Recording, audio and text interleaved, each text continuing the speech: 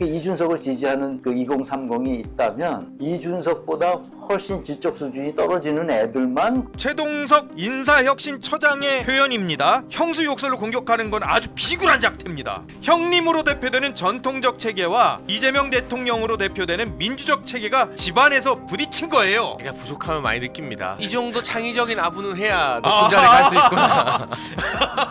정성호 법무장관한테는 왜 이리 땡땡 같나? 이 땡땡이라는 게 장애인 비하 표현이에요.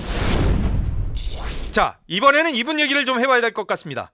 이분 얘기를 하기 전에 이분이 어떤 얘기를 했는지 직접 한번 들어보시고 얘기를 나눠봐야 될 것 같아요. 저희가요 엑기스만 추려가지고 얘기를 드리기 때문에 짧아요. 주의를 기울여서 잘 들어보셔야 돼요. 한번 들어보십시오. 이준석 같은 아이가 말하는 걸 쭉 들어보면 아, 저놈이 완전히 자기 이속만을 챙기는 사람이라는 것을 이준석을 지지하는 그 2030이 있다면 이준석보다 훨씬 지적 수준이 떨어지는 애들만 이준석 같은 아이가 말하는 걸 쭉 들어보면 아, 저놈이 완전히 자기 이속만을 챙기는 사람이라는 것을 이준석을 지지하는 그 2030이 있다면 이준석보다 훨씬 지적 수준이 떨어지는 애들만 제 말이 아니고요. 최동석 인사혁신처장의 얘기예요. 지난 5월입니다. 그대로 그냥 읽어드릴게요. 혹시라도 기분 나빠하지 마십시오. 최동석 인사혁신처장의 표현입니다. 이준석 같은 아이가 말하는 걸 쭉 들어보면 저놈이 완전히 자기 이속만을 챙기는 사람이라는 것을, 그리고 이준석을 지지하는 2030이 있다면 이준석보다 훨씬 지적 수준이 떨어지는 애들만 개인 의견을 표현할 수는 있어요. 그래도 공당의 대표고 국회의원이고 그리고 대선 후보지 않습니까? 이 5월이면 대선 후보였지 않습니까? 근데 거기에다 대고 2030이 나름 이대남인데 이준석 대표가 훨씬 지적 수준이 떨어지는 애들만 2030이 이준석을 지지한다라고 얘기를 하고 있어요. 과거에 뭐 유승민 작가인가요? 유승민 작가도 이런 그 얘기를 했었죠. 유시민. 죄송합니다. 유승민 작가래. 유시민 작가도 이렇게 속내가 얘기했었죠. 나오시는 거 아니에요? 아니. 그 유시민 작가가 이런 얘기를 해갖고 예. 유승민 전 의원은 예. 그 이준석 의원하고 친하잖아요. 그렇죠. 완전히 전혀 정반대 인물 얘기를 저는 했는데 두 분을 싸잡아서 다 아니. 유시민 전 작가가 이런 얘기를 했는데 예. 아니 이분은 저는 어떻게 감히 용기를 내서 인사혁신처장이라는 오퍼가 왔을 때 그걸 받아들였을까? 아니 본인이 뱉어놨던 말을 조금이라도 생각해 봤다면 예. 아 이게 논란이 굉장히 크게 될 텐데 아 그래도 인사혁신처장은 인사청문회를 하지 않으니까 내가 이 정도는 뭐 괜찮나? 피해갈 수 있지 넘어갈까? 않을까? 이렇게 생각한 것 같은데 요새는 정말 디지털 풋프린트라고 해갖고 이게 다 남아 있어요. 다 남죠. 아마 이분 뭐 자기 유튜브에서 좀 논란이 될 만한 것들은 다 스스로 비공개하고 다 내리고 내렸대요. 뭐 예. 했다는 거 아닙니까? 예. 그래도 우리나라 네티즌 수사대들이 보통 수준이 아닙니다. 예. 근데 이분이 아주 그 관통하는 하나의 메시지는 있어요. 뭐요?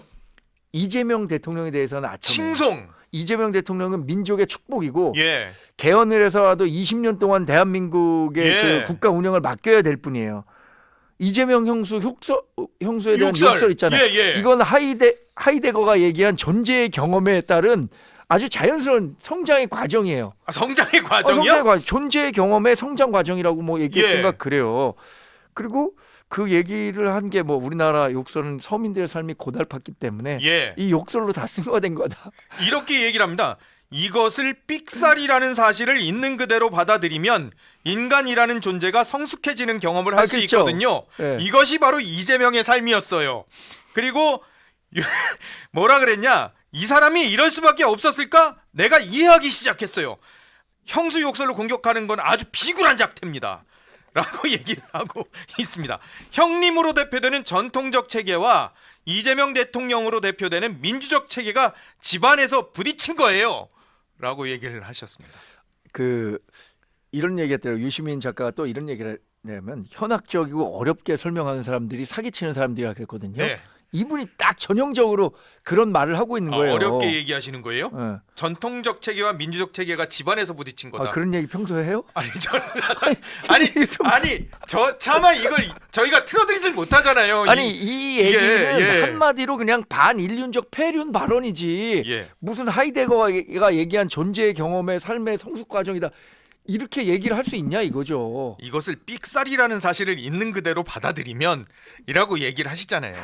예? 진짜 제가 부족함을 많이 느낍니다. 뭐 왜요 또 갑자기? 왜 그렇죠. 갑자기 또 왜? 아니면 이 정도 창의적인 아부는 해야 높은 자리에 갈 수 있구나. 아니 이분 말대로라면 예. 그 형님이 동생 뭐라 하는 건 전통적 가치관이고 예. 이재명 대통령이 형수한테 쌍욕한 건 민주적 가치관이니까 그 형수 욕설 우리 국민들이 많이들 들어봤는데 예. 그 민주적 쌍욕이라는 뜻이잖아요. 그러니까 아니 이분 말이 그래요. 제 표현이 아니라 그러니까 이 정도 창의적으로 보통은 민주당 사람들도 부끄럽고 민망하니까 예. 아이 그 슬픈 가족 사는데 뭘 들춰내냐 하고 예. 그냥 덮고 넘어가지. 예. 이거를 민주적 가치로 승화시켜서 아부할 생각은 잘 못하는데 이게 창의적이군요. 대단한 분이다라는 생각이 들어요. 진짜. 생각해 보니까 이 유튜브 보고 계시는 혹시 예. 근무 중에 이렇게 월급쟁이들 있지 않습니까? 예. 많이 반성해야겠네요. 아 그러니까요. 사장님에게 이 정도 아첨은 해야 대리, 과장, 부장 승진할 수 있는 거예요. 내가 아니 보니까. 이분이 인사혁신처장이니까 공무원분들 공무원들 그 위에 있는 뭐 이제 실국장 분들이나 아니면 장차관 분들에게 이 정도 아첨은 해야 다음 단계로 진급할 수 있다는 걸 명심해야 됩니다. 이 정도 창의적이어야 돼요. 이 정도 돼야 야 이거 거의 그건데요.